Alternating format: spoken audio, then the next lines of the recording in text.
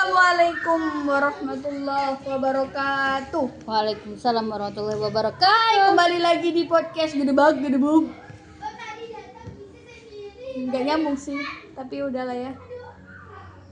Hari ini saya kedatangan tamu guys, tapi belum bisa bayar. Jadi tamu saya adalah adik saya sendiri. Ya, oke. Kebetulan adik saya ini gak usah dibahas lah ya lulusan apa. Cuma dia lagi berkecimpung di dunia pendidikan. Sebenarnya termasuk hebat sih, soalnya kan konsen. Ya sebenarnya dia nggak murni sih pendidikan. Soalnya satu rumah tuh yang murni pendidikan cuma aku. Cuma alhamdulillah kami dikasih kesempatan untuk membersamai atau berkecimpung, nyemplung di lumpur pendidikan. Di lumpur pendidikan enggak lah guys, alay-alay lumpur pendidikan, maksudnya ya konsen di dunia pendidikan kebetulan. Jadi sebenarnya ini adalah perasaan-perasaan apa ya, atau ketakutan kami selama inilah. Maksudnya Setelah terjun di dunia pendidikan setelah terjun di dunia pendidikan, apalagi aku ya guys, dari pagi udah di sekolah, terus di rumah masih ketemu lagi sama anak, dan template-nya sama, baik di sekolah baik di rumah, template-nya tuh sama ternyata. Apa guys, kalian tahu apa? Males belajar, males sekolah, belajar, males sekolah, males semua, males untuk mengetahui sesuatu yang baru. Jadi anak-anak tuh kayak kehilangan usaha, kehilangan effort untuk mereka sendiri paham gitu sama pelajarannya, karena ngerasa masih ada guruku nih, masih ada Google nih buat nanya, masih ada TikTok nih. Padahal sudahlah ya. Jadi kemampuan mereka membaca itu hanya sekedar membaca, mereka itu nggak bisa memahami kurang konteks dari apa yang mereka baca. Jadi di sini aku pengen tahu pendapat dari adekku, kenapa semua ini bisa terjadi itu menurut sudut pandangnya dia ya. Kalau aku pribadi sih ya HP. Betul. Ya, karena teknologi. Jadi yang semakin canggih. Manusia itu khususnya di Indonesia ya, anak-anak itu nggak ada filternya lagi dalam penggunaan HP. Coba bayangkan kalau Cina itu, mereka ada kan aplikasi TikTok, cuma apa ya istilah versi TikTok, mereka itu. Itulah pokoknya sendiri. TikTok lokalnya Cina. Anak-anak sekolah itu dibatasi penggunaannya 40 menit aja loh dalam sehari, bayangin. Coba kalau anak Indonesia sampai matanya merah, iritasi, gak makan seharian, makan harus lihat TikTok. Itu mereka biasa aja kan, orang tua juga gak bisa ngomong banyak, yang penting anaknya anteng, yang penting anaknya diem. Padahal mereka dibunuh secara perlahan dan tidak disadari oleh orang tua. Jadi menurut adik aku ini, kenapa sih pendidikan itu rasanya begitu hambar di usia-usia anak-anak yang seharusnya tumbuh menjadi lebih cinta sama ilmu. Kenapa gitu? Mari kita dengar penjelasannya ya. Ya itu tadi kita jawab secara apa ya, yang sudah kita alamin sekarang. Ya, oke, alami secara pengalaman menjadi guru yang ala-ala. Guru ala-ala, sorry ya. Pendidikan sekarang tuh dirasa sepele. Jadi mereka tuh kayak anak-anak seperti kurang merasakan butuh akan ilmu gitu. Kalau dulu kan kayak kejar-kejaran, aku harus 100 gitu. Atau aku harus jadi yang terbaik gitu. Minimal tapi harus dengan usaha aku sendiri gitu. Nah kalau sekarang tuh tidak, jadi jatuhnya semakin canggihnya internet, semakin canggihnya media sosial, jadi hilanglah rasa keingintahuan anak itu sih. Jadi mereka jatuhnya menyepelekan. Mikirnya kan kalau aku tidak dapat di sini ya udah, aku pasti bisa nyari di tempat yang lain, tapi dengan mudah gitu, tidak dengan usaha effort yang benar-benar effort gitu. Jadi kenapa anak-anak sekarang mulai malas, bukan mulai malas, emang udah malas kayaknya. Udah Sepertinya kayak pelajaran 1 jam itu tingkat fokus mereka paling 30 menit. Itu bisa dibilang paling lama 30 menit. Karena apa, pikirannya udah melayang-layang. Tidak untuk bermain bersama teman, tapi bermain di media sosial. Jadi kemudahan-kemudahan itulah yang menjadikan anak hilang empati, hilang keingintahuan, hilang haus akan ilmu, hilang apa yang seharusnya menjadi bagian dari perkembangan mereka tuh hilang gitu. Jadi ya seperti itulah. Aku pernah ya guys baca artikel tuh ya. Jadi kenapa kok anak sekarang tuh jauh lebih kayak manipulatif gitu sama keadaan. Satu, manipulatif. Terus kedua, mereka tuh emang udah nggak butuh sama sekitarnya, yang penting berselancar di dunia sosial. Dunia maya maksudnya. Ternyata itu dimulai dari cara mereka bermain ternyata. Dulu kan kita tuh kalau misalnya main ya, lompat tali, peta umpet, ini itu. Kalau misalnya kita curang, pasti teman-teman kita nggak mau kan mainan sama kita kan? Betul. Iya nggak? Langsung dijauhin gitu. Langsung dijauhin, minimal pasti ada yang ngomong gini, woi jangan main lagi sama si Anis, soalnya Anis tadi curang. Dia tadi ngelihat kita ngumpet di mana, padahal harusnya kan merem gitu misalnya. Bayangkan dengan anak sekarang. Kalau anak sekarang dikasih HP nih kan, mereka udah mati nih sekali main game lah, taruhlah game apa, Super Mario misalnya. Nah, Super Mario udah mati kan, seharusnya ketika dia udah mati dia selesai gitu, tapi enggak, dia masih bisa ngulang yang kedua kali, ketiga kali, keempat kali. Siapa yang mau marah? Nggak ada kan? Nggak ada sanksi sosial yang akan bilang, woi udah mati nih 4 kali, kamu nggak malu gitu, nggak kan? Jadi dimulai dari hal-hal sederhana aja, dari pola mereka bermain game online, seharian dengan HP, seharian lihat TikTok. Durasinya TikTok tuh bayangin ya, durasinya TikTok itu paling lama itu udah menjenuhkan itu sekitar 3 menitan. Tapi mereka sanggup bahkan lebih daripada 3 jam. Enggak, maksudnya gini loh, maksudnya video di 3 menit itu tuh udah paling mentok cara mereka menyerap apa yang ingin mereka tahu. Bayangkan di kelas, mereka harus nyerap omongan guru selama 3 menit. 3 menit awal akan didengar, terus bergerak ke 10 menit. 10 menit itu udah jenuh buat anak zaman sekarang tuh. Karena apa ya, kehadirannya TikTok, pengetahuan di video-video yang singkat itu emang durasinya 3 sampai 5 menit. Iya kan? Misalnya kayak kita aja lah, step by step bikin Black Forest gitu. Pasti kita akan ikutin video yang jauh lebih cepat karena ngerasa lebih simpel nih gitu. Iya tak? Benar. Iya, itulah. Jadi anak-anak tuh diserang di bagian itu. Jadi mereka jelas nggak bisa nyerap apa-apa lebih dari 5 menit karena apa, kebiasaan nonton video. Ya taruhlah mereka nonton video tentang pengetahuan, tentang rumus ini itu di TikTok.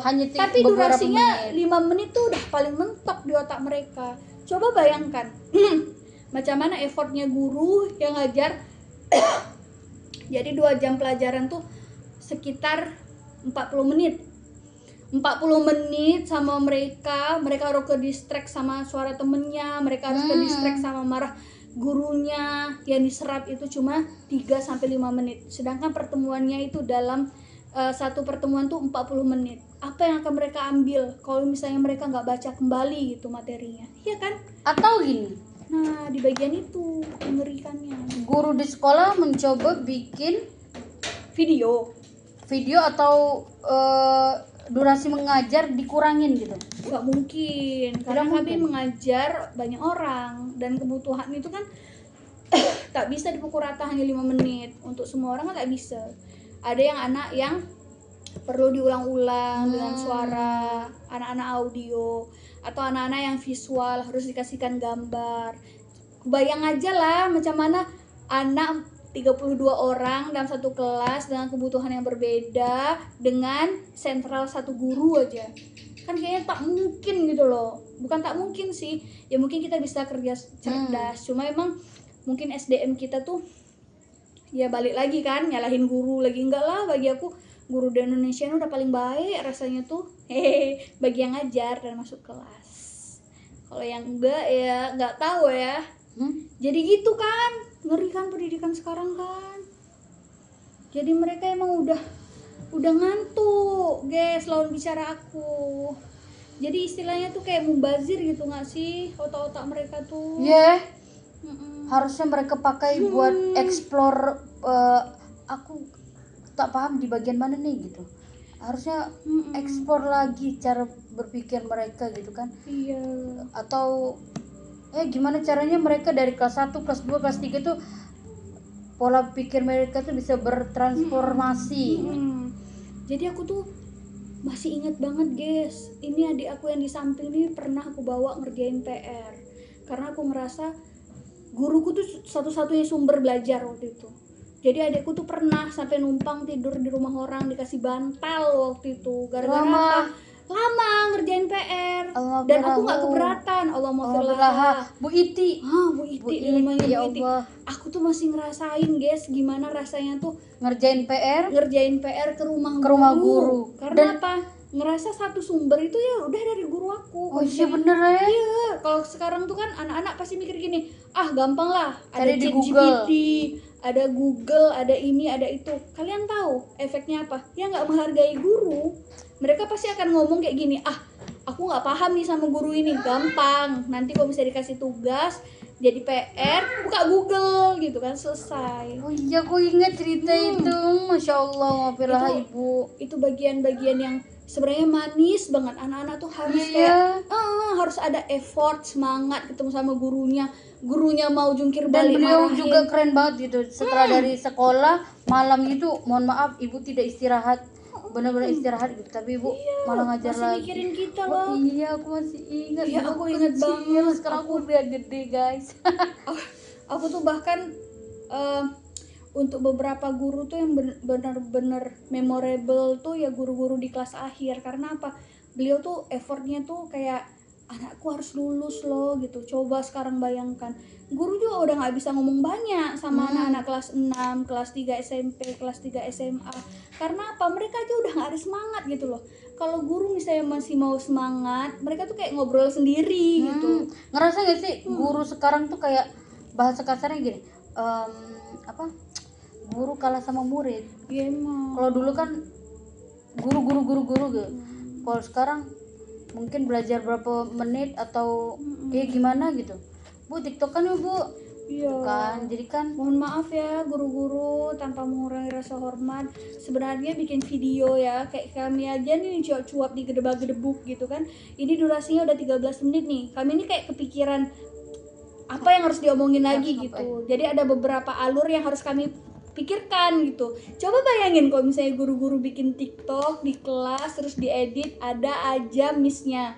Misalnya yang gerakannya harus ke kanan, anaknya harus ke kiri, terus misalnya harus ke tengah, anaknya masih ada di pinggir.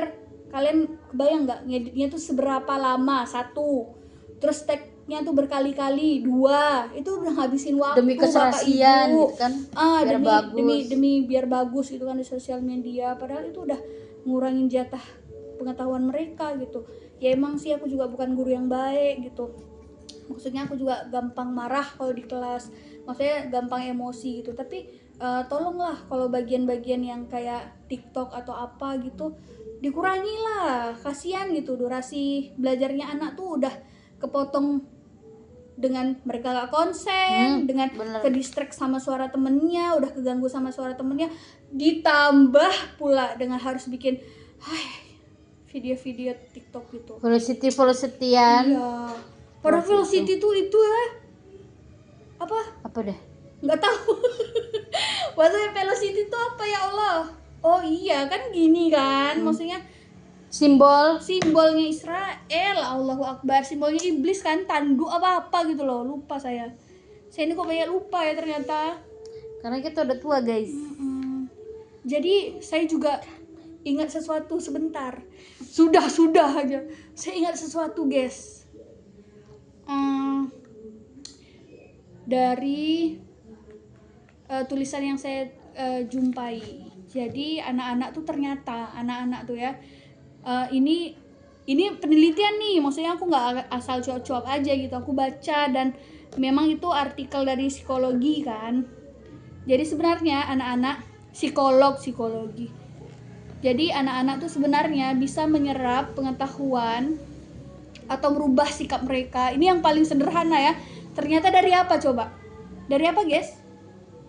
Dari apa? Dari apa? Jawab. Perilaku. Salah. Ternyata dari cerita-cerita kita yang sepele sebenarnya. Ya ampun.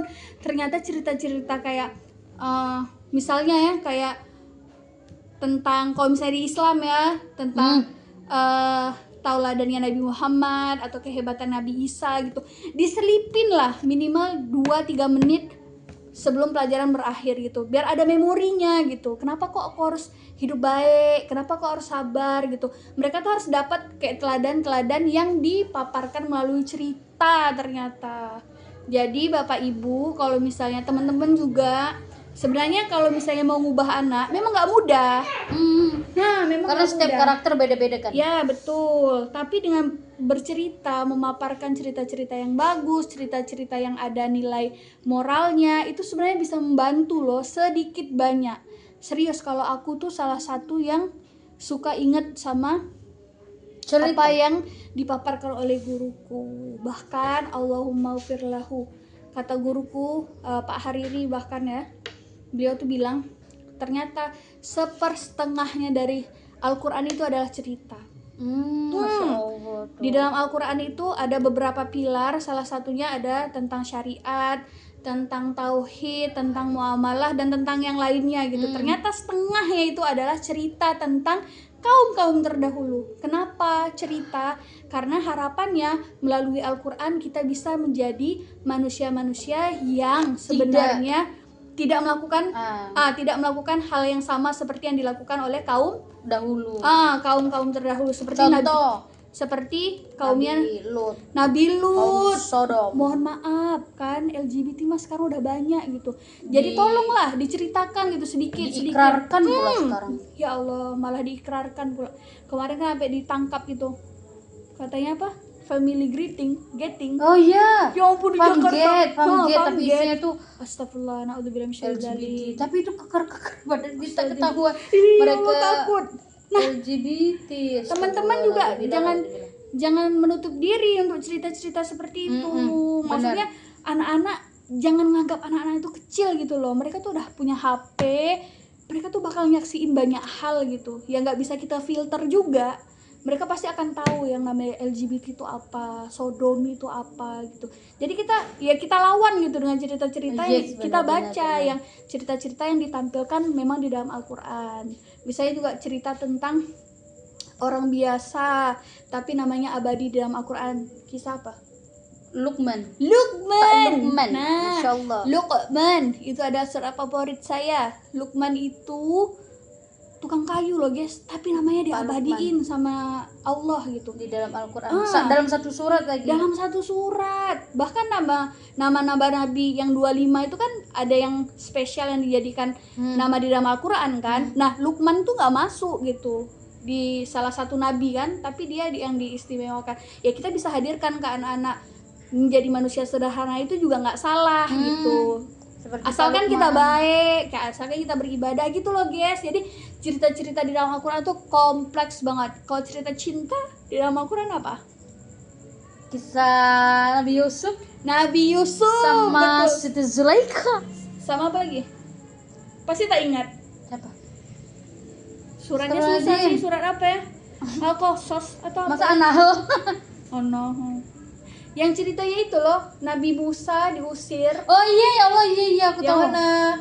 Terus lari ke kebun, ke ladang sih. Ke ladang terus ngambil, pokoknya bakal dinikahkan sama putri yang buta atau gimana gitu. Tapi jadi cantik. Iya, jadi aku ingat tapi itu lupa. bukan buta, sorry. Jadi, sorry ya, bukan motong. Jadi ceritanya tuh gini. Tuh kan dia ada cerita lagi. Nabi Musa itu kan waktu itu Allah takdirkan memang Nabi Musa itu punya kekuatan lebih kuat daripada nabi-nabi yang lain. Jadi Nabi Musa tuh kalau misalnya lagi greget gitu ya guys, janggutnya orang tuh yang semulanya hitam jadi putih, serius. Itu saking Greget. saking gregetnya dan effortnya, kekuatan beliau gitu. Makanya Iya, beliau iya. kan di dalam Al-Quran selalu digandengkan dengan Harun. Oh Iya kan? iya. Musa wa Harun Ah, itu kan di dalam iya, Al-Quran. iya. Karena apa? Musa itu bagian otot. Jadi kayak lawan-lawan Iya, gitu. iya. Musa Kalau Nabi Harun lebih ke diplomasi. Oh. Jadi ngomongnya tuh tertata gitu. Nah, kebetulan pada saat itu salah satu motor lewat, guys. Jadi salah satu apa, guys? Salah satu kisah, kalau nggak salah ya, salah satu kisah Ya, ada di Nabi Quran. Musa. Nabi Musa itu nggak sengaja kayak dorong orang, apa nunjuk sekali gitu Nabi Musa itu, terus orangnya tuh meninggal. Nah, gitu. iya benar. Jadi Nabi Musa tuh kayak dianggap pembunuh gitu, padahal beliau nggak niat. Akhirnya diusirlah dari tempat Kampung. itu, dari kampung itu. Pas itu kebetulan ketemulah dengan 2 orang perempuan yang sedang susah payah mencari Air. Kalau nggak air, rumput ya. Itu. Pokoknya untuk ternak mereka lah.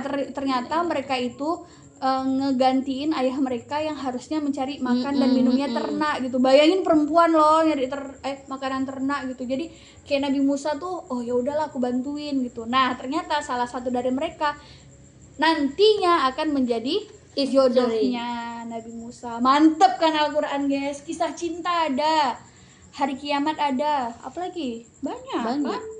Tuh makanya, guys, jadi kita tuh jangan apa ya, jangan memperkerdil pengetahuan kita dengan cara tidak mau membaca cerita-cerita yang kesannya kayak sepele gitu. Justru kayak yang sepele-sepele atau sepenggal-sepenggal kita tetap baca, kita sampaikan kembali ke anak-anak. Itu akan berimbas ke mereka. Karena aku ngerasain sendiri, aku bangga banget dengan beberapa guruku dengan cerita-cerita ajaib mereka. Beliau Masya Allah. Semoga guru-guru kita, Amin. Allah limpahi kebaikan, keberkahan pada hidupnya. Kalau misalnya yang udah pada meninggal, Amin. semoga Allah lapangkan kuburnya. Amin ya Allah.